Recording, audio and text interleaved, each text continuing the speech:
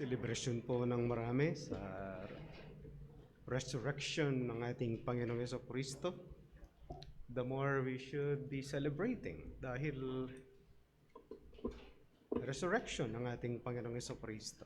Akala ng iba, it's simply a resurrection and joyful Sunday. Muling pagkabuhay po ito ng Panginoong Jesucristo. At kung hindi po siya nabuhay maguli, hindi tayo kailangan mag-gather. Hindi tayo kailangan mag-aral ng salita ng Diyos. Hindi dapat pag-usapan ng salita ng Diyos. At wala tayong tatalakay na kahit na ano mula sa salita ng Diyos.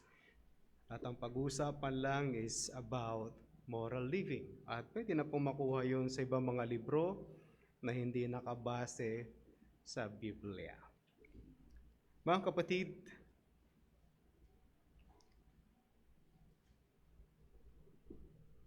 pag nag-gather ang mga pastors, at minsan kapag merong pag-uusap ng mga pastor, minsan natatanong kung saan ka mag-aral, saan ka nag-aaral, at anong natapos mo sa paaralan. Pag nasa Bible school po kayo, is not simply a pastoral ministry ang iyong pupuntahan. Hindi siya simply pastoral ministry, at pag-uusapan nyo lang is pastoral ministry. Hindi po gano'n ang Bible school ngayon. Noon, generally, gano'n yung pinag-uusapan. Sa panahon po natin, kamukha din ng mga pag-aaral sa secular school, gano'n din po tayo. Merong mga major sa pag-aaral. Merong major in church administration, and the masteral degree of PBS College of Bible is good at that. Merong involved sa politics, merong major in mission, at merong Christian education para sa mga magtuturo ng Sunday school, at meron major in music. Kaya marami po siyang anggulo na pag-uusapan at pinag-uusapan. Akala ko noon yung mga certificate hindi na namin kailangan, but minsan tinatanong kami kung saan kami nag-aral, ano yung na-take up. At kapag umattend ka ng mga seminar, uso na ngayon yung merong certificate. Dati hindi naman sila nagbibigay. Ngayon na halos meron na. Kasi hinahanap ng iba, kahit yung mga uma-attend, tinatanong saan ka nag-aral, anong patunay na nag-aral ka doon. Kahit hindi naman siya kailangan. But sometimes it is required. Simply to know kung ano yung background ng manggagawa ng Diyos. I was invited one time to preach on a Christmas celebration. Hinanapan ako ng gano'n. Pati constitution ng simbahan, hinanap. Kung ako ay Reform, kung ako ay Evangelical, kung ako ay Pentecostal, for them to assess. Hindi nga ako pinag-preach. Hindi ako, 2 weeks na lang, then kinancel ang aking appointment. Siguro dahil sa kanilang mga issues and doctrinal beliefs ng mga manggagawa ng Diyos. Mga kapatid, pag-usapan natin ngayon. Okay? We are encouraged to live like the apostles and minister who deny their privileges and focus on their love for the Lord and the ministry that was entrusted to them.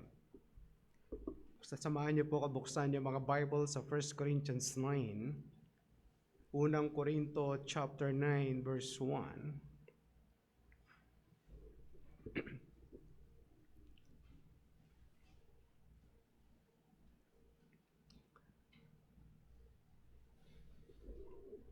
1 Corinthians 9 verse 1, am I not free?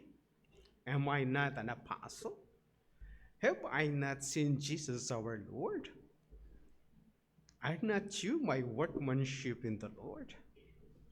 If to others I am not an apostle, at least I am to you, for you are the seal of my apostleship in the Lord. Manalangin po tayo. Ama, kami po ay lumalapit sa inyo. Humihingi po kami ng tulong. Pagbuksan ng aming kaisipan, pagbuksan ng aming mga puso salita ninyo ay mangusap sa amin.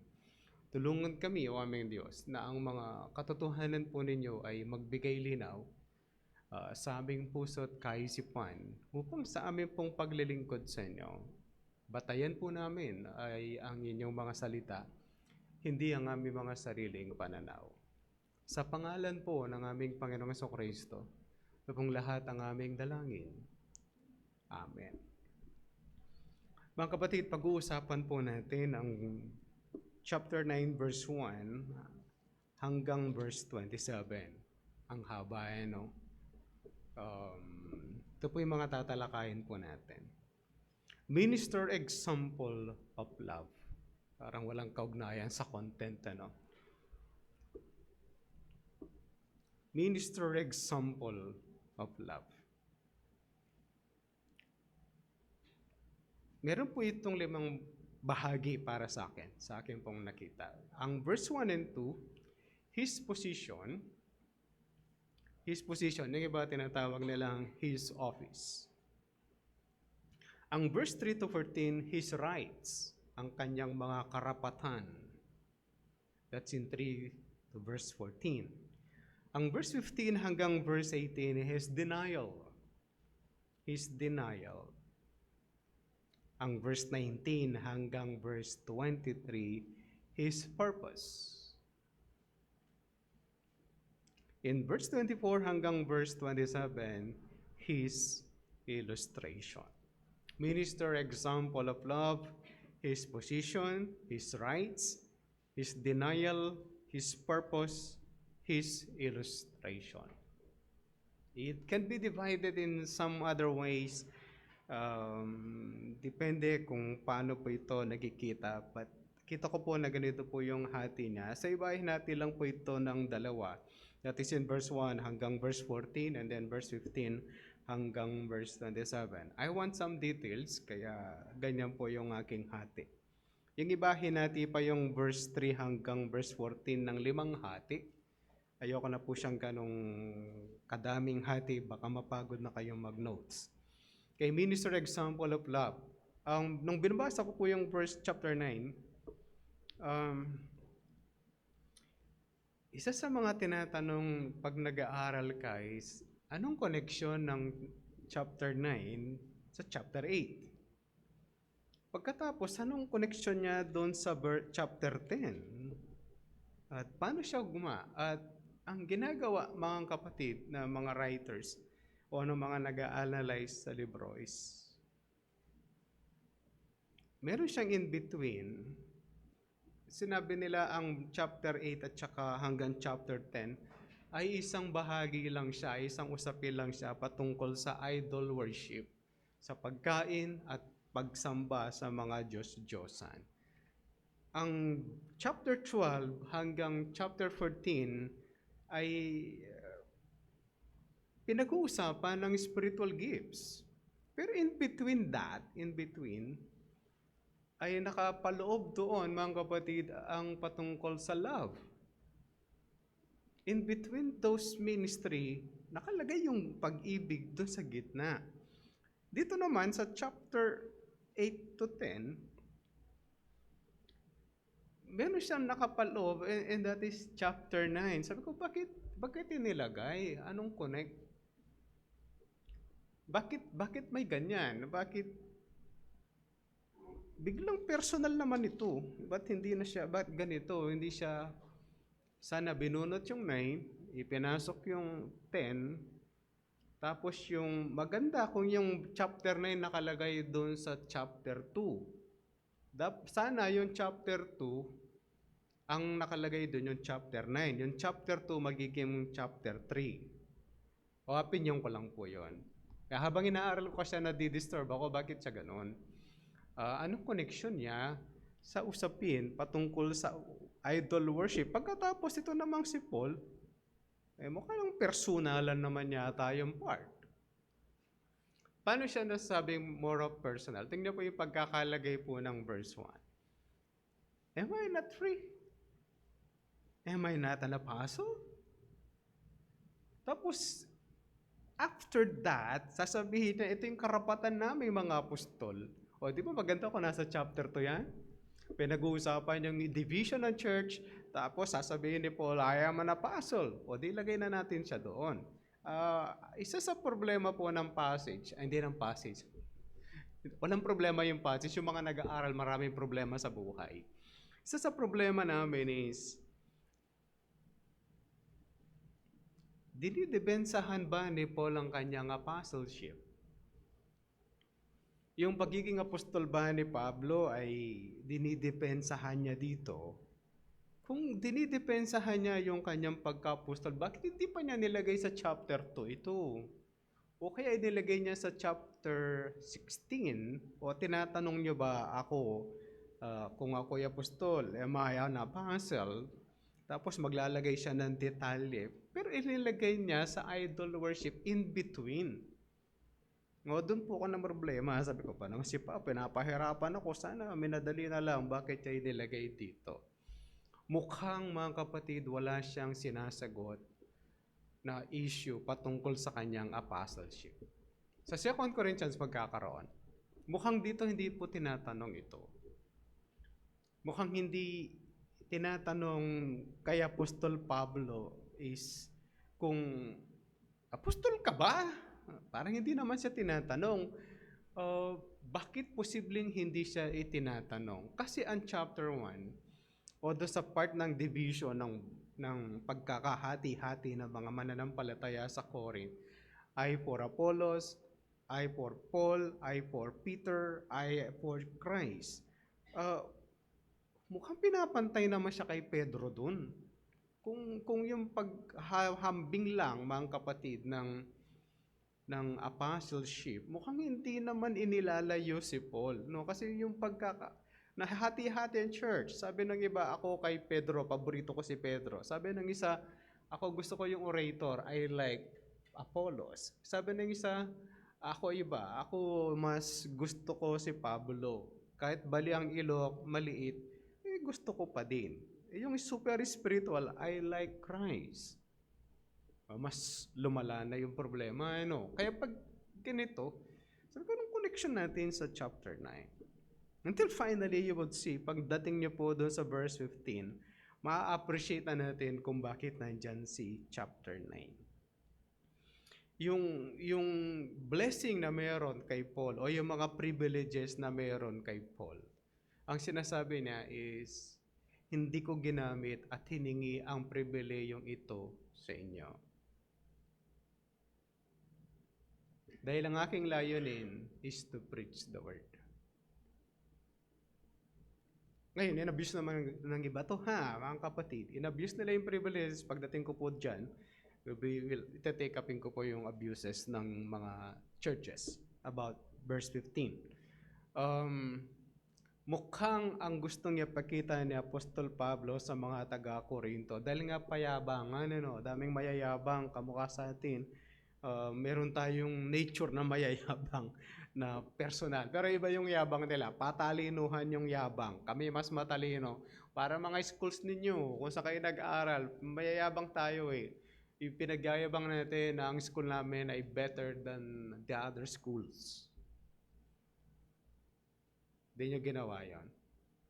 Pinagyayabang din natin ano yung course natin. Sasabihin ng isa, ang course namin, kami sabi, ang engineering ay madali lang kasi nagme-memorize lang sila ng formula. Huwag kayo, kaya nang gawin yung Pythagorean theorem from scratch. Huwag nang gaganin yung mga engineering. Mayayabang nga. Sabi nung engineering, kayong mga accountancy ay pro lang kayo debit, credit. Puro kayo pautang, pagkakakitaan. Mababa ang uri ng mga guro. Ang nagtuturo naman sa'yo, guro. Engineering ka nga, nagtuturo sa'yo, teacher. Tapos mamalitin natin yung teacher. Yung mga teacher, walang alam kung hindi mag-report. Sige, engineering, mag-report ka. Tingnan natin kung papasa. Kung 1 to 10, ilan ang mga karaniwang nagre-report sa engineering? Pag tinanong niyo yung mestra, siguro 0.5 lang yung galing nila. Pero mayroong magagaling. Pero pag pinag-report niyo po yan, magbasa na lang kayong libro kaysa mag-report. Meron silang kanya-kanyang kaya yun po yung problema ng Korinto. Meron silang pride in their knowledge. Ngayon yung mga matatalino dito sa chapter 8 about food to the idols, ang concern ni Paul para sa kanila, mga kapatid, merong matalino, marami na kayong alam patungkol sa katuruan, patungkol sa Diyos. Be considerate to others. Show your love to them. At ang chapter 9 ay halimbawa ni Apostol Pablo kung paano magpakumbaba at i-deny ang kanyang sarili patungkol sa ikabubuti ng kanyang kapwa mananampalataya. Ayun po yung tutunghayan natin sa chapter 9. Halimbawa po ito ni Apostol Pablo. Hindi po ito pride, sasabihin niya kung sino siya. Kaya lang, dahil sa pagkakasulat po niya, unti-untiin na natin para lalo natin siyang ma-appreciate yung karapatan ni Apostol Pablo. You can simply jump on the rights and then at pwede na natin po siyang i-close kaagad yung istorya. Kaya lang hindi siya gano'n ang ginawa po ng Diyos through the apostle. Ang ginawa muna ng Diyos through the apostle Paul, nilagay niya muna kung sino si Paul ulit. Okay? Ulitin ko po hindi ito dinidil yung issue patungkol sa apostleship ni Paul. Hindi kinu-question ng mga taga-Korinto. Hindi tinatanong ng Korinto si Pablo hindi apostle dahil hindi magaling magsalita, hindi magaling magsulat. Is not an orator, di nga siya nagsusulat ng mga letters niya. Si Silas, ang isa sa kanyang writer, siya hindi nagsusulat yan. Paano naman siya magsusulat? Malabo yung mata. Kaya nga pag nagsusulat po yun sa mga letters po niya, pag sinabi niyang isinulat ko to ng akong mismo nagsulat ng part na to, malalaki yun. Kasi nga malabo yung mata niya, has to write big. Kailangan malalaking sulat. Kung siya yung magsusulat, baka isang chapter pa lang siya, puno na yung isang scroll. Kaya naiintindihan po natin, hindi siya nagsusulat. At mukhang merong mas magaling magsulat po sa kanya. Pag-usapan natin, ano ba siya? Tingnan po natin yung kanyang position para ma-appreciate natin pagdating natin ng verse 15. Am I not free? 4 po yung mga tanong. Am I not free? 1. Am I not an apostle? Have I not seen Jesus our Lord? Are you not my workmanship in the Lord? Una, yung malaya ba? Di ba ako malaya? Mga kapatid, it is not about being a Jew and a Pharisee. Hindi to patungkol sa si Apostol Pablo ay malaya dahil hindi siya alipin, dahil yung tatay niya ay isang Romano o ano man, si Pablo ay born as Roman. Kaya sabi nung hinuli siya sa Acts, sabi nung nanghuli sa kanya, Romano ka? Yes. I was born as a Roman. Sabi nung nanghuli sa kanya, ang laki ng binayaran ko para maging Roman citizen. Ikaw citizen. At nagbigay ng threat sa kanya yon. Natural born, at isang nagbayad para maging citizen, di mas mataas yung kay Paul. Sabi na, hindi to patungkol sa kalayaang ito. Ang pinag-uusapan sa kalayaang ito ay ang kalayaan sa ating Panginoong Jesucristo sa kanyang kaligtasan, na siya ay malaya mula sa sistema ng mundo. Ang isang mananampalataya is now free from the world system. We don't follow the world. Malaya ka na doon, hindi ka na napapagaya lagi na, alam mo yun, yung may sistema yung mundo, nakita mo yung sistema ng mundo, and then you're tempted to follow. Pag napunta ka doon, and then ma-realize mo hindi pala yun yung gusto ng Diyos, then you are free from that. Hindi ko po alam kung nung unbeliever kayo ay nakakapagmura kayo. World system yon. Pag sinabi mo sa tao, ba't ka nagmumura? Kasanayan ko na. That's the world system. Devil's view. Kasi expression lang yun, pastor. Expression, pagmumura. Pag nanampalataya ka, you'll be changed. Malalaman mo, nabasa mo sa Bible, di pa tama to, raka ang ginagamit nila. Tinatawag nilang hangal yung iba, then I should not do it. Even though yung definition, hindi siya mukhang mura. Halimbawa, yung salita daw na tarantado, ayon doon sa isang patay na debatista, ay hindi daw yan mura kasi ano yan, yung tao na tataranta. O sige po, kapag yung tao natataranta, tinatawag niyong tarantado? Be honest. Halimbawa, yung tao natataranta na nga siya sa dami ng ginagawa, ano sinasabi niyo? Tarantado! Kailan niyo sinasabi yon? Pag galit, nagmumura ka. Ang isang tao na natataranta, pinapakalma. Sandali, diyan ka muna, kukuha akong tubig. Oo, relax ka lang. Anong gusto mo? Pag na-relax siya, ano yung problema mo? Yun po yung natataranta. Yun yung Tagalog daw ng tarantado ay ganon. Hindi ganon sa Pilipino. Pag sinabi mo sa Pilipino tarantado, boxing yun. Subukan mo lang, mag-aaway kayo. Kapag mananampalataya, you're free from that. You don't follow those system.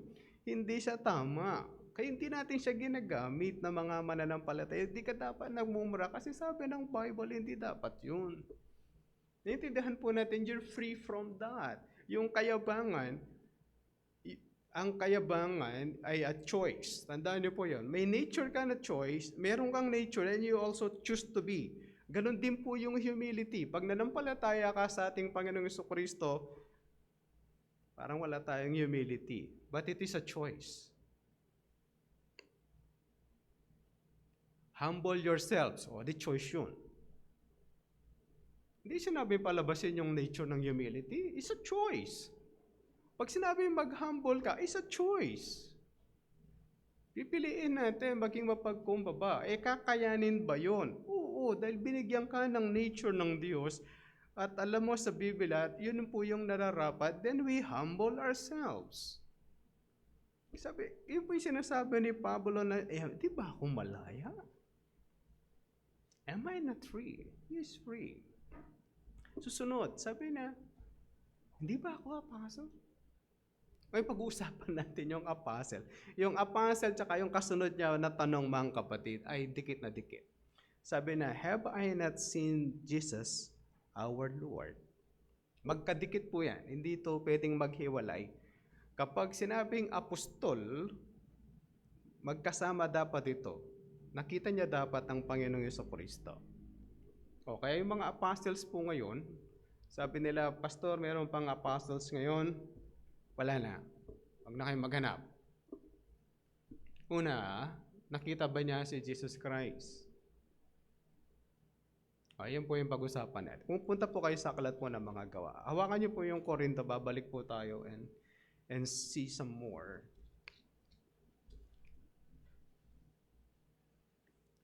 Ang ating Panginoong Jesucristo ay nag-ascend in Acts 1.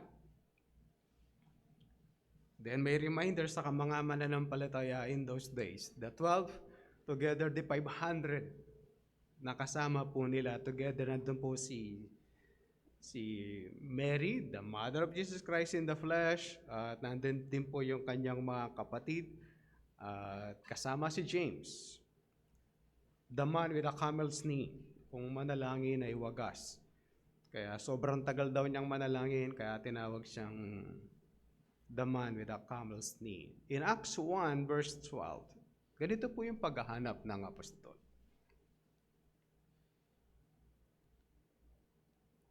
Then they returned to Jerusalem from the mount called Olivet, which is near Jerusalem, a Sabbath day's journey away.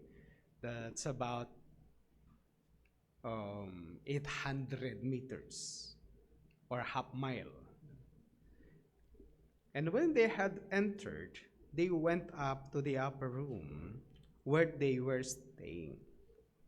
Peter and John and James and Andrew, Philip and Thomas, Bartholomew, Matthew, James the son of Alphaeus, and Simon the Zealot, and Judas the son of James. Tandaan niyo po yan, Those are the 11. At mayroon pang isang pangalang Judas. Na-abuse na po natin yung pangalan na Judas. Kawawa naman. Yung writer po ng libro bago Revelation na ay si Judas, kapatid ng Panginoong Jesucristo kay Mary. Pero kung murahin natin yung Judas, pagka may ginawang masama yung tao, tawag natin Judas. Kapag may loko-loko, tawag sa kanya ay Judas. Kawawa naman, pagkadating natin sa langit, baka manumbat yan sa mga Pilipinong Kristiyano. Verse 14, all these with one accord were devoting themselves to prayer together with the women and Mary, the mother of Jesus, and his brothers. O, yan po yun. No, the 11, and some disciples. Tapos nandito po si Mary. Some women, Mary, the mother of Jesus, and his brothers. Clear? Verse 15. In those days, Peter stood up among the brothers, the company of person who was all about 120. Dami naman nagmi-meeting nito. And said, brothers, the scripture had to be fulfilled with the Holy Spirit spoke beforehand by the mouth of David concerning Judas, who became a guide to those who arrested Jesus. For he was numbered among us and was allotted his share in this ministry. Now this man acquired a field with the reward of his wickedness, and falling headlong, he burst open in the middle of all, and all his bowels crushed out. And it became known to all the inhabitants of Jerusalem, so that the field was called in their own language Akaldama, that is, field of blood. For it is written in the book of Psalm, may his camp become desolate, and let there be no one to dwell in it, and let another take his office. Verse 21. So one of the men who had accompanied us during all the time that the Lord Jesus went in and out among us, beginning from the baptism of John until the day when he was taken up from us, one of these men must become with us a witness to his resurrection. Ayun po yung basihan nila. Paano papalitan yung isang apostol? Bawasan sila ng isa, dati si Judas, yun po yung background na inilagay po ni Pedro. Kaya sabi na, kailangan mamili tayo.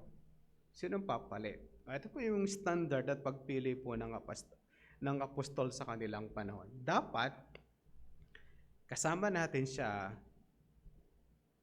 noon, kasama ang ating Panginoong Jesucristo. Yung isipin niyo yung pagpili nila, yung basihan nila, kasama nila noon sa ministry, kahit hindi siya kasama sa 12, at kasama pa siya dapat sa baptism ni John the Baptist. Kaya pag sinabi nating apostol, I am an apostle of the Lord Jesus Christ, okay. Nabaptize ka ba sa baptism ni John the Baptist?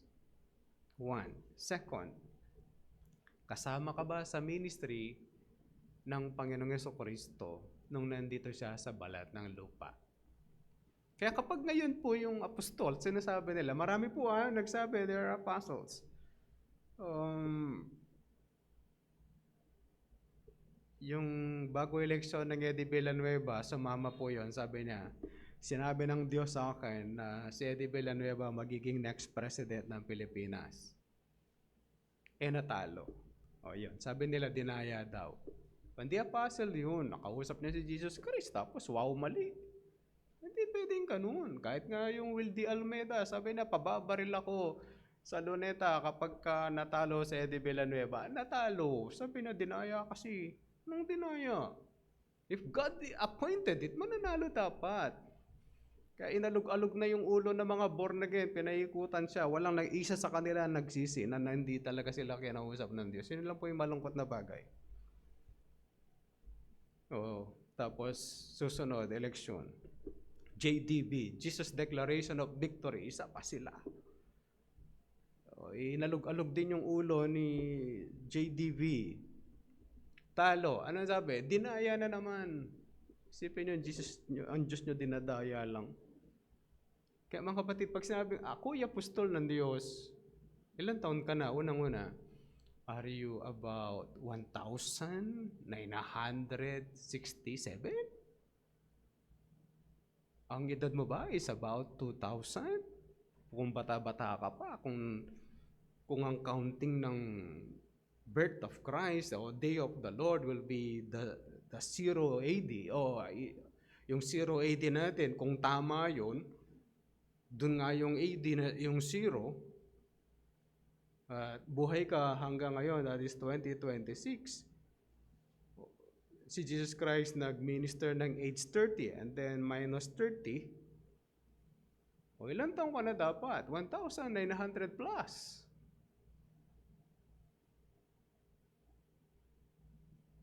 Tapos wala pang kulubot na balat at mukha pang bata pa siya sa'yo, then hindi sila nagkita. Naintindihan pa natin, mga kapatid, at ganun po kabigat ito, no? Minsan nakala na, pastor, yung ministry, apostle daw sila, o self-appointed po yung mga yon. Unless otherwise, they're using the word apostle in a small a.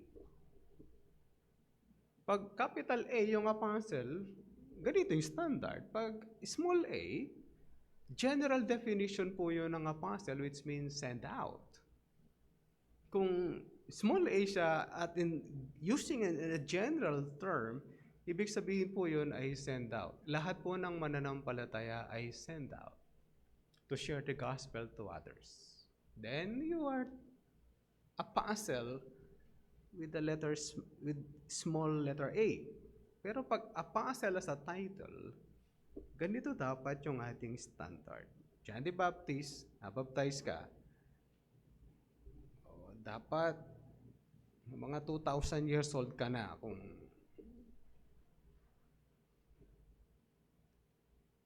kaya lang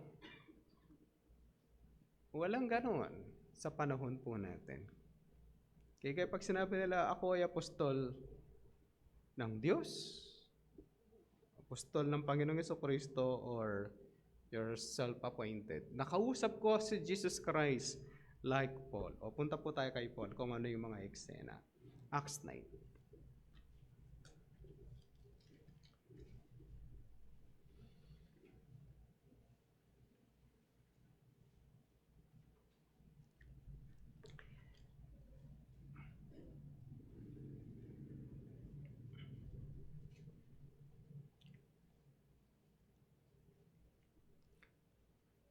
Nag-cruise ang landas ni Paul and ng ating Panginoong Jesucristo. Actually, hindi sila nag-cruise landas. They call it a crossroads. Hindi sila nag-cruise ng landas, as in naglalakad yung isa sa kabilang kalsada, yung isa naglalakad sa kabilang kalsada, tapos nagsalubong. Nag-cruise ng landas po yung tawag doon. Hindi po sila nag-cruise ng landas. Dumating ang Diyos sa kalsada kung nasaan si Apostol Pablo at naglalakad. Hindi sila nag-cruise. Sinadya ng Diyos na salubungin si Apostol Pablo. Iba po yung nag-cruise ng landas, iba yung sinalubong siya ng Diyos. Okay, yun po yung eksena. Simulan na natin sa verse 1. Sabi niya sa verse 1, but Saul, still breathing threats and murder against the disciples of the Lord, went to the high priest and asked him for letters to the synagogues at Damascus, so that if he found any belonging to the way, that is God, the Lord Jesus Christ, men or women, he might bring them bound to Jerusalem. Now as he went on his way, he approached Damascus, and suddenly a light from heaven shone around him, and falling to the ground, he heard a voice saying to him, Saul, Saul, why are you persecuting me? And he said, who are you, Lord? And he said, I am Jesus, whom you are persecuting. But rise and enter the city, and you will be told what you are to do. Ito po yung eksena ni Paul, no? Kakaiba siya. Kaya sinasabi kong magkadikit, mga kapatid, yung, am I not an apostle? Di ko ba nakita ang Panginoong Jesucristo? Magkasama po yun. Why? Yung qualification na nandoon, mga kapatid, is at least nagkita sila ng Panginoong Jesucristo. Kakaiba si Paul. Sasabihin naman niya yan. Yung iba, hindi narinig yung mensahe. Ano po, in verse 7, sabi na, the men who were traveling with him stood speechless, hearing the voice, but seeing no one. Saul rose from the ground, and although his eyes were opened, he saw nothing. So they led him by the hand and brought him into Damascus. And for 3 days, he was without sight, and neither ate nor drank. Grabe yun, ano? Mahirap, ano? He was saved. Tapos, 3 araw siya, hindi kumain, hindi rin siya uminom. Yun po yung kanya naging struggle. Verse 10. Now there was a disciple at Damascus named Ananias. The Lord said to him in a vision, Ananias. And he said, Here I am, Lord. And the Lord said to him, Rise and go to the street called Straight, and at the house of Judas, look for a man of Tarsus named Saul. For behold, he is praying. And he has seen in a vision a man named Ananias come in and lay his hands on him so that he might regain his sight. Ito yung problema ni Ananias, ano? Kung ikaw si Ananias, ayaw mong gawin ito. Ako, naintindihan ko po siya. Ano? Kung ikaw si Ananias, you don't want to do it. It's the same struggle. He's a human. Sabi na, but Ananias answered, Lord, I have heard from many about this man, how much evil he has done to your saints at Jerusalem. And here he has authority from the chief priest to bind all who call on your name. Yung traduction, alam mo yun? Ito yun. Dito po nyo ma-appreciate si Barnabas. Pag tinawag siyang Barnabas, the man with siya ay pag-encourage. Dito nyo po siya ma-appreciate. Walang tao o walang Kristiyanong nagtiwala kay Paul except Barnabas. Until Paul had proven himself. Wala, si Barnabas lang. Prophet na to, ayaw na gawin. Bayaan mo ng bulag yan para di makapagkulo. Ito po yung ministry ni Paul. But verse 15. But the Lord said to him, Go, for he is a chosen instrument of mine to carry my name before the Gentiles and kings and the children of Israel. He is especially sent out. Ihahayo siya para sa mga hentil. Ang main ministry ng mga disciples is Jerusalem and Israel. And eventually, lumabas din po sila kung bakit si Pedro ay nakarating po ng Rome. At kung bakit yung iba kilala ang mga apostles. Of course, yung susi po ng church, pagsisimula ng simbahan, ay binigay kay Pedro. Hindi po to literal na susi. Ano po, yung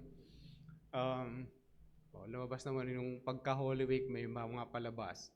Hindi na po naipalabas yung iba, but dati pinapalabas yung mga istorya. Sabi sa traditional na istorya ng traditional church, nung itinayo daw ang St. Peter Basilica ay nung hukayin yung foundation, meron silang nakitang ataol na merong 2 susi o meron siyang susi tapos yung mga ataol ay nakapaikot sa ataol na yon. It is assumed ay si Pedro po yon. Gawa-gawa pong kwentong barbero yon. Walang ganun sa kasaysayan. Sinabi lang po nila yon para maitayo ang St. Peter Basilica para dumami po yung donation para sa pagtatayo po noon na nakatayo pa rin hanggang ngayon na kung saan doon tumitira ang Pope. Walang ganong istorya. Walang literal na susi yung binigay kay Peter. Yung sinabi ng Diyos, ibibigay ko sa iyo yung susi. Ibibigay yung susi pag nagsimula po yung mga ministries to different people. Kung mapansin po ninyo, si Pedro ang pinapadala ng Diyos. Kung maalala niyo, ang Samaria, merong nanampalataya. pumunta si Paul and John at nilihans nila bumaba ang Espiritu sa kanila. Of course, sa Jerusalem, kasama si Pedro. Pagdating nyo sa Gentiles, mga kapatid, Cornelio was specific ang storya. Cornelius is so specific. Dumating si Pedro, sa daming tatawagin, si Pedro yung pinapunta ng Diyos. Anong ginawa? Nangaral si Pedro and the Holy Spirit came. Yun po yung ibig sabihin po ng susi. Hindi po literal na susi de kandado. Ano nang sususiyan nyo sa puso ng tao? Wala. Diyos lang po yung makakagawa po nun. But yung pagsimula po ng paglaganap o paglaki ng simbahan from Jerusalem to Judea to Samaria and to the other part of the world, si Pedro po yung magpapasimula lang. But it doesn't mean he did evangelism. Sa Samaria, hindi po siya. Hindi siya. Pero yung pagbaba po ng Espiritu, present siya doon. Kaya walang literal na susing binigay. Kaya ito, mga kapatid, anong trabaho binigay kay Pedro? Has to be an apostle for the Gentiles. You have seen the Lord? Yes.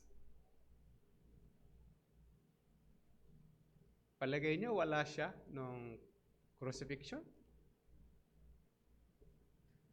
Hindi naman siya bagong panganak. Isa pa, sa panahon na si Pablo magsimula ang simbahan, Pariseo na si Pablo. He's not new in Jerusalem. Isipin niyo, humingi siya sulat, ganong kalaking karapatan niya. No? Bigyan niyo akong sulat, lulusubin ko lahat ng simbahan. O susugurin ko na yung Damasco. Sa Syria. Ibig sabihin, maraming Kristiyano sa Syria before. Nag-ministry din ang Panginoong Jesucristo sa Syria. Kaya mga kapatid, ito po yung ministry ni Paul. Did he see the Lord? Nakita ba sila? Yes.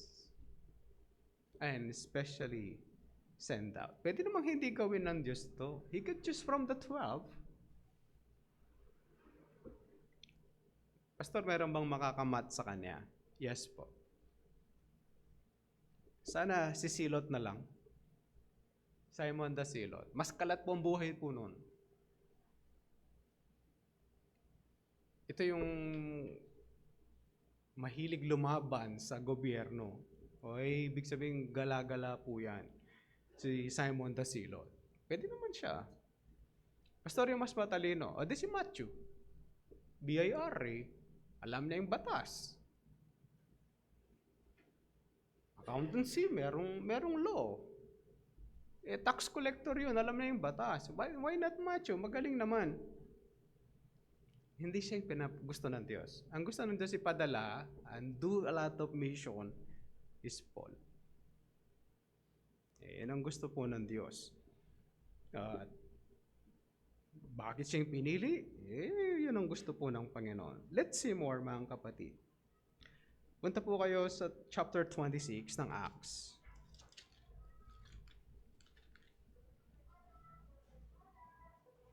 Verse 15.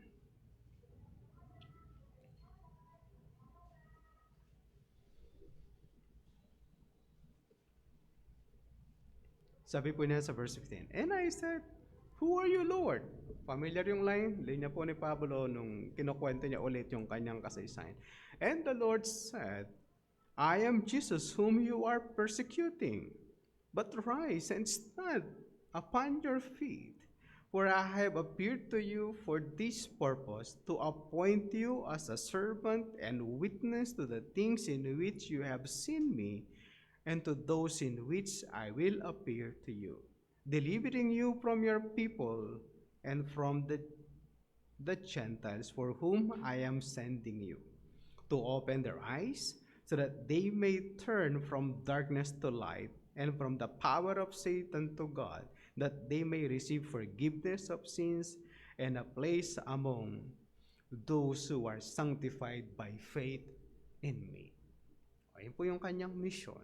Kaya, isipin niyo, pwede naman po ito pang general. O sabihin niya, okay, kayo ay apostle will be sent. 12 naman kayo, 12 naman kayo, you can go and kaya niyan, you're 12. Sabi na Diyos, no. I want Paul. I want that small guy to do the task. Gusto ko yung bali ang ilong. Hindi ko gusto yung gwapo. Gusto ko yung bali ang ilong padadala ko doon sa labas. Maganda yung choice ng Diyos. Siyempre, kita nyo naman, umabot po yung gospel sa atin. Pastor, nag-minister si Paul? No. Hindi po si Paul nag-minister sa atin. Kumalat sa Europe ang gospel. Okay, kung ang basihan po ninyo ay Spaniards, yung sa Europe, nandun ng Espanya, okay, at umabot sa atin ang salita ng Diyos through the Catholic at pinagbawal basahin. Kung gusto nyo sa kasaysayan ng Amerikano, the Huguenots from France, pumunta sila ng New England at sa America, and from America, sinakop ang Pilipinas at simulang pinakalat ang salita ng Diyos. They divided the land. Methodist sa Luzon, sa Visayas, are Baptist, Pentecostal dun po sa Mindanao. Yung how they did it. Ganun nila gusto ipakalaganap ang salita ng Diyos. Of course, di natin itinatanggi that Dr. Lalove ay siya po yung nagpakalat ng unang libro ng Biblia na umabot sa Pilipinas. Nakalagay po yun sa Pangasinense at Book of Luke. Tinilalagay sa mga kalesa habang wala pa po yung kotsero. Pag manunukli siya, doon niya makikita na meron nakasilid na maliit na libro, Aklat ng Lucas, Pangasinense po yung translation. Okay, sa Pangasinan, unang dumating yung Biblia. Sarap ng kasaysayan, ano. Kaya mga kapatid, ito po yung trabaho ni Paul, is do these things and evangelize. Punta po kayo sa aklat po ng Galatia chapter 1.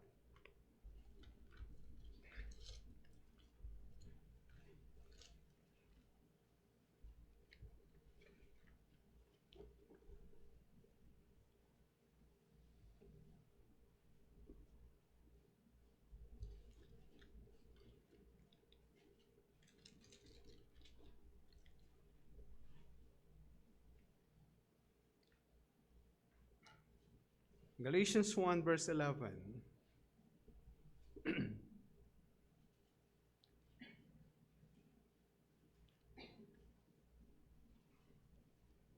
For I would have you know, brothers, that the gospel that was preached by me is not man's gospel. For I did not receive it from any man, nor was I taught it, but I received it through a revelation of Jesus Christ. For you have heard of my former life in Judaism, how I persecuted the church of God violently and tried to destroy it. And I was advancing in Judaism beyond many of my own age among my people, so extremely zealous. I was for the traditions of my fathers. But when he had set me apart before I was born, and he called me by his grace, was pleased to reveal his Son to you, in order that I might preach him among the Gentiles. I did not immediately consult anyone, nor did I go up to Jerusalem to those who were apostles before me, but I went away to Arabia and returned again to Damascus. Kaya ito po yung sinasabi ni Apostol Pablo sa kanyang mga sinusulatan. He was sent by God to become an apostle. Ang problema, mga kapatid, is sometimes tinatanong kung sino siya, tanong kanya nagawa, at gusto niya ring sabihin ito sa kanya mga sinusulatan. Eto ako. I'm not a simple Christian na pinag-uusapan natin. I'm a simple teacher. na parang pinadala lang ako ng Diyos. No. O pinadala ko yung sarili ko na. I was sent to preach the gospel. Yung po at doon nanggagaling ang kanyang apostleship. 1 Corinthians 15 verse 6. Masisimulan ko po sa verse 3.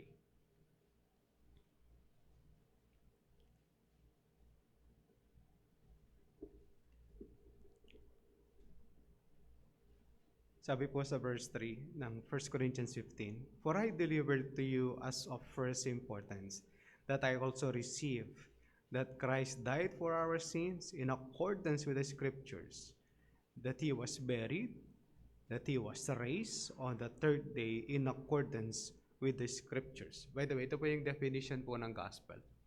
Pag tinatanong po ang kahulugan ng mabuting balita, 1 Corinthians 15 verse 3 to verse 4 ang kanya pong definition. Yun po yung kanyang short and light definition ng gospel. Verse 5. "And that He appeared to Cephas, then to the 12. Then He appeared to more than 500 brothers at one time, most of whom are still alive, though some have fallen asleep." Verse 7. "Then He appeared to James, then to all the apostles." Special mention si James, that is his brother of Jesus Christ. Verse 8. "Last of all,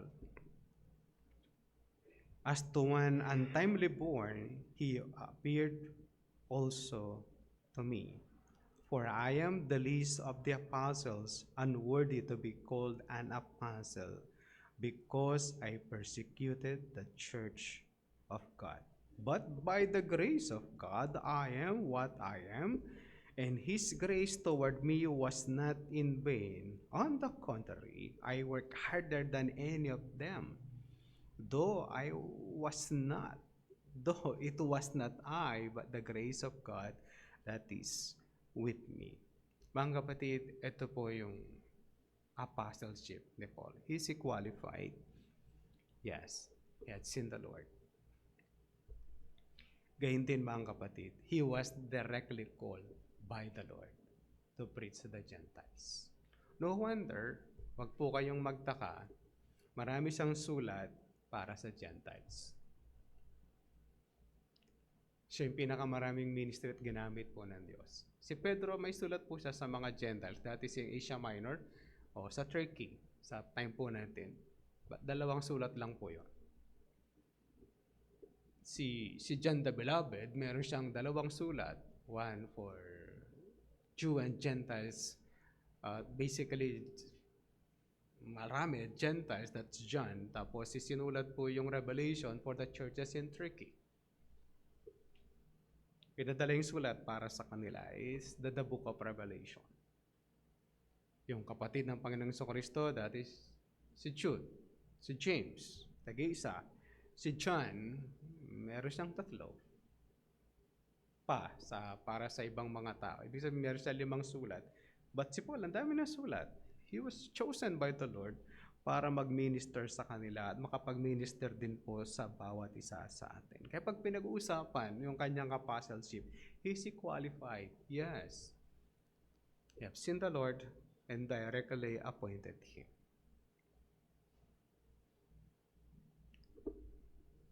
Balikan niyo po yung 1 Corinthians chapter 9. Di lang niya sinasabi na siya ay an apostle.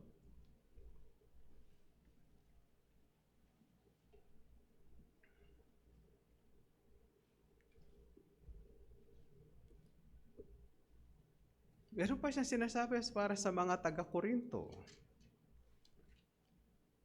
No. Yung bigat po ng sulat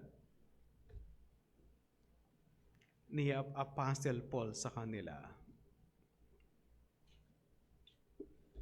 Kakaiba, Kaya sabi niya doon sa isang tanong niya sa kanila, yung ika-4 po niyan tanong, "Are you not my workmanship in the Lord? At yung verse 2 ay dikit na dikit po sa verse 1, doon sa line po na yon. If to others I am not an apostle, at least I am to you, for you are the seal of my apostleship in the Lord. Kung sa iba hindi ako apostol, ay hindi sa inyo.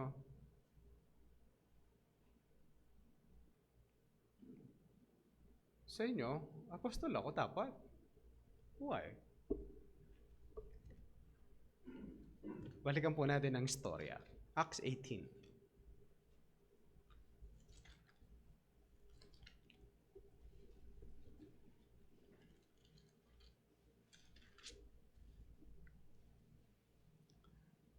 Simulan na po natin sa verse 1. Ang title po ng ESV, English Standard Version, is Paul in Corinth.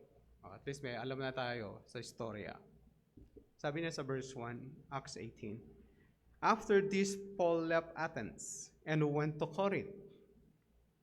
And he found a Jew named Aquila, a native of Pontus, recently come from Italy with his wife Priscilla. Because Claudius had commanded all the Jews to leave Rome, and he went to see them.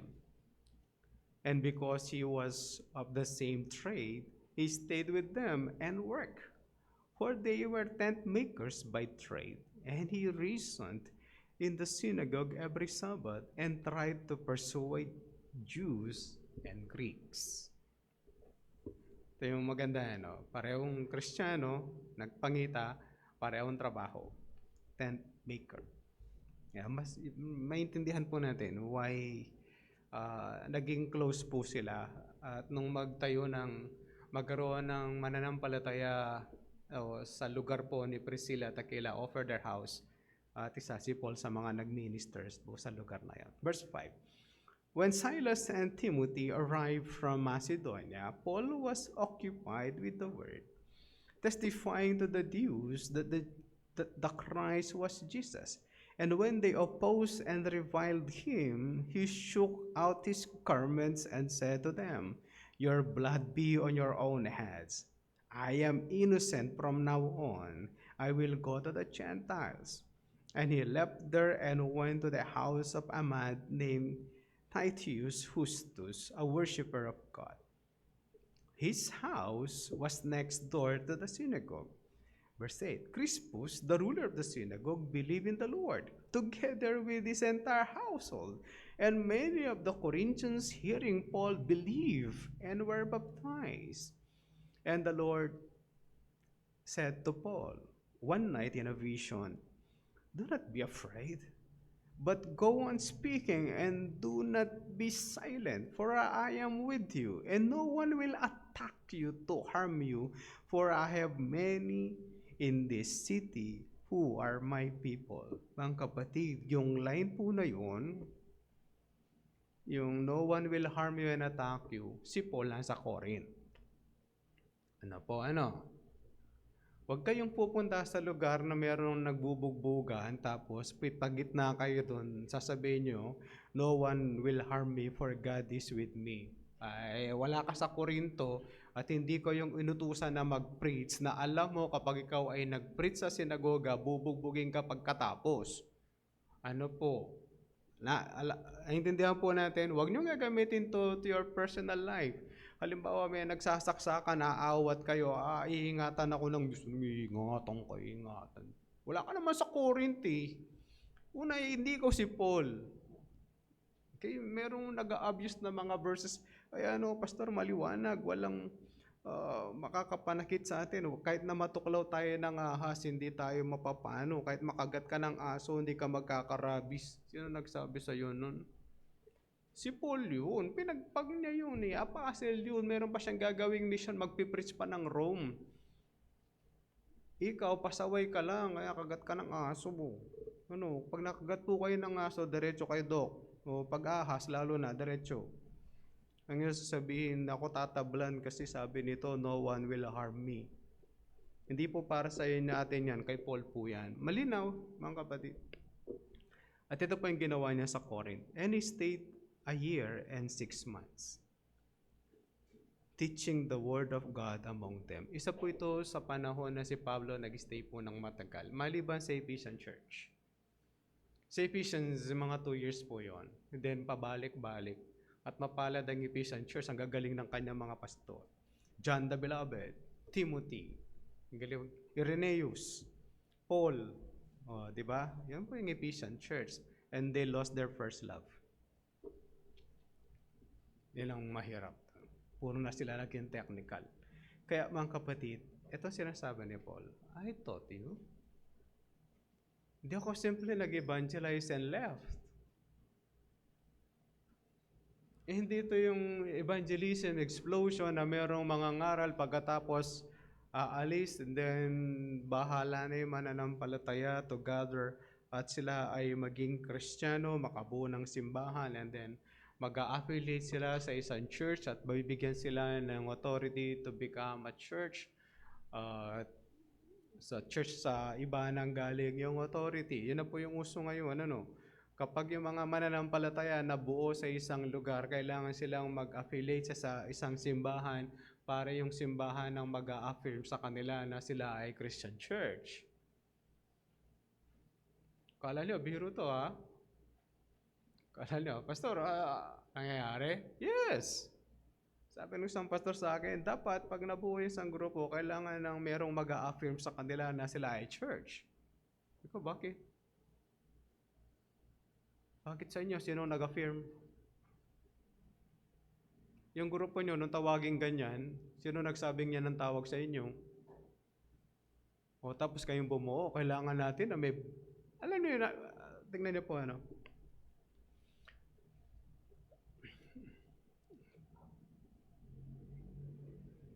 Paano kung mayroong misyonero pumunta sa isang lugar at nakapangaral siya? Baka tanong sa akin, Pastor, lahat ng misyonero, di ba, may sending church? Alam niyo ba na hindi? Hindi po lahat ng misyonero ay mayroong sending church. Si Pastor Nestor Aquino, he was connected with the United Evangelical Church of Pasay through Ate Nene. Kung wala po yun, may establish po ito, yung church without that. Hindi yung meron pang mag-a-affirm. Ang Divine Grace Bible Church na umisplit sa Baptist, pinuntahan sila ng Baptist. Sabi ng mga Baptist, we don't hate math, yung mga Baptist. Sabi ng mga Baptist, kukunin namin yung simbahan, ipapangalan sa Baptist kasi Baptist yan. Yung na-split po sila, galing sila sa Baptist, tapos humiwalay. Dumating yung ibang mga Baptist, sabi nila, kukunin namin yung church kasi pag-aari ito ng Baptist. Bakit Baptist? Kaaway nga nila yung Baptist eh. Linayasan nila yung Baptist, ibabaptist mo sila ulit. Simple lang sagot ng mga tao, hindi kami Baptist. Magsilayas po kayo rito, hindi kami Baptist. Wala rin kayong share dito, malis po kayo. Kailangan ng affirmation? No, they established a church. May tumulong, hindi sa church. Grace to you, Philippines. Mga kapatid, maganda may affiliation. But it doesn't mean sila po yung bubuo pa ng simbahan. Para yung simbahan, sabihin na ito ay simbahan dahil merong tumulong po sa kanila. Kaya mga kapatid, si Pablo, he spent his time, 1 year and a half, ganun siya katagal sa Corinth. Ang sinasabi niya sa Corinto, tinuruan ko kayo.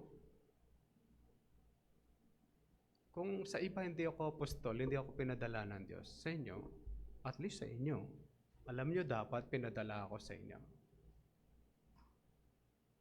Kung sa iba hindi, at least sa inyo, 1 year and a half ako sa inyo eh. 1 year and a half.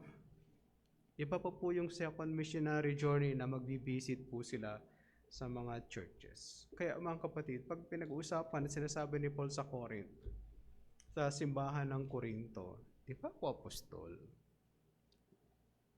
Hindi ko ba nakita ang Panginoon? Di ba ako apostol? Kung sa iba hindi ako apostol, pero sa inyo dapat naman. Apostol ako. Kayo dapat nag-a-affirm niya na apostol ako. Dahil tinuruan ko kayo ng salita ng Diyos. Kaya kahit pa paano may bigat po ang verse 1 and 2. Kapag pinag-uusapan po natin si Paul, ito po yon. Then sa susunod pag-usapan po natin yung kanyang karapatan. Why is this? Anong karapatan ng asang apostol? Ang kapatid, hindi tayo apostol. Kamukha ni Pablo, kamukha ng 12. Pero yung small apostle, letter A, ang mga mananampalataya ay send out. Ikaw ay pinadala ng Diyos to share the gospel sa iba. Iba't ibang approach.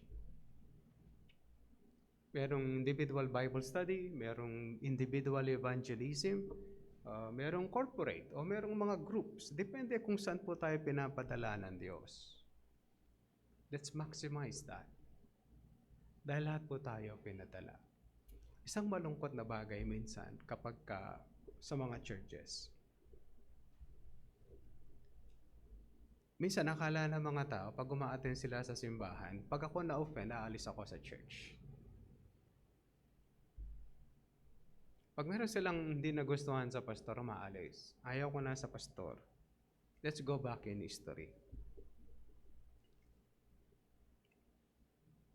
Siya ba yung nag-evangelize sa'yo?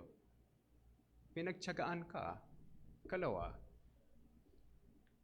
kung hindi siya nag-evangelize sa'yo, nung nagsisimba ka, natuto ka ba? Did you learn from them or from the minister? If you did, sa offense niya sa'yo, para sa'yo na offense, lalayasan mo siya? Pag ikaw ang nakaka-offend doon sa pastor, nalalayasan ka niya? What if kung yung mga pastor ganun din? Pag na-offend sa church, aalis din.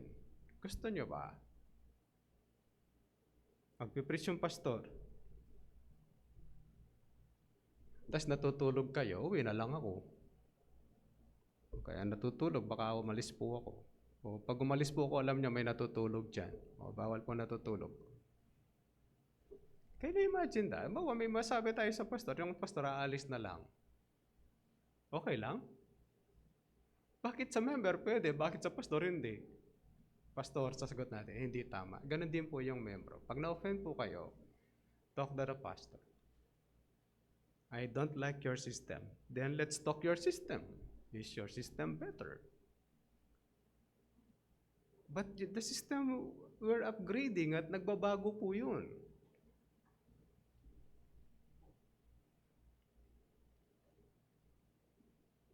Kahit po sa pag-iibanghelyo, we do evangelism in a different form. Merong nag-street preaching, merong nagba-Bible study, nakatuto. Alin ba yung mas effective? Ano ba mas magandang gawin? Meron nangangaral sa palengke, pagkatapos niya mangaral, magkukolekta, at sasabihin niya sa iyo, love offering. Huwag kayo nagbibigay. Sasabihin niya para sa church niya na mali. Kasi ang tawag nila sa lugar kung saan may nangaral, church. Kaya po nagkukolekt po sila. It's a wrong understanding of a church. Tapos mamamalengke siya, magugulat ka, yun ang mahirap. Pinamalengke ba niya yung offering ko o sa simbahan yun? O pera niya yung pinamalengke? Alin dun? O magdududa ka pa, nagkasala ka tuloy. Nagbigay ka na, nagduda ka kasi bigla siyang bumibili ng karne, ikaw gulay. Buti siya nagkakarne, ako gulay. Ako na lang yata yung mag-preach doon para akin yung offering. Alam mo ba yun? Nagkasala ka tuloy. Hindi po tayo nagbibigay sa mga ganon. Hindi kayo nagbibigay. Before we do street preaching, the seal is good, but nobody listen. Ginagawa po namin sa Cindy Starlock. Kung familiar po kayo sa Cindy Starlock, doon sa mismong kung saan yung traffic sila, pagka biglang nag-traffic po doon, maganda doon. Merong member sa DGBC na merong jeep na parang cardo, open. Tatayo sila doon, tapos magdadala sila ng banner ng impyerno. Alam niyo yan? Na puro ulo lang, tapos nasusunog. O, tapos sumisigaw yung mga preacher. Tapos yung 3M na jeep to, dali-diretso lang. Tapos yung namamalengke, papasok doon sa Midtown, lalabas. Ang tanong namin is, sinong nakinig sa gospel? We have heard the gospel. But we're zealous, tuwang-tuwa, na nakapag-street preaching, nagawa po yon. Alam niyo yung puso mo nag-aalab. Pero sino nakinig? Yung po yung lagi namin tanong, sino nakinig? Why don't we just do Bible study? Then we turn to Bible study. Yun, nakikinig. Pero wala pong masama doon. Basta masama yung street preaching. No. It's good. Lalo na sa puso po nung nangangaral. Masarap po yun. Pero we want to maximize those efforts. It will be heard. Paano malalaman ng tao makasalanan siya until may marinig? Maganda din po magbigay po ng tracts. Minsan naglalagay kami ng tracts dyan sa likod, wala pong kumukuha o konting kumukuha. Mas effective po yun kesa sa street preaching. Unless mag-street preaching po kayo doon sa lugar na hindi halos sumaalis po yung mga tao. Okay? Yung tracts. Alam ko dito, marami pong nakapagbasa ng tracts. Na-trigger po yung puso nun. Ako, na-trigger po ako doon. Pero nag-aabot sa bus. Tapos babasahin mo kasi wala kang gagawin. Kung uuwi ka ng norte, 1 oras ang pinaka... Dati, 2 daw ka pa lang. Wala kang gagawin sa bus eh. Doon, wala pang TV. O, ate magbabasa ka. Mas effective po yun if you could do that. Kaya mga kapatid, ang mga manggagawa ng Diyos ay pinadala din po ng Diyos. If you have offense on them, talk to them. Kung galit kayo, kausapin. Kung may system kayo, tell them, baka better po ito, Pastor. Why don't we do it? Kaya kasali ka dapat. Let's be fair enough.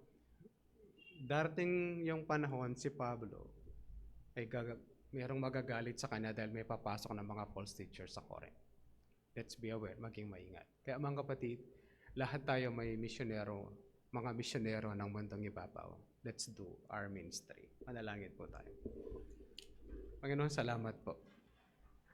Salamat sa pagpapaalala sa amin na ang apostol po ninyo na si Pablo ay isang apostol. At meron siyang karapatan bilang manggagawa po ninyo. This will be taking up next time. Nawawa Diyos, kami rin, paalala sa amin ito. Hindi nga kami apostle as 12 and Paul and Barnabas, pero kami ay pinadala po ninyo para magbahagi ng salita ng Diyos. Tulungan po kami to become evangelists sa amin pong sarili-sariling kakayanan ayon sa biyaya na ibibigay niyo po sa amin. Patnubayan, tulungan po ang bawat isa. Sa pangalan po ng aming Panginoong Jesucristo, ito pong lahat ng aming dalangin. Amen.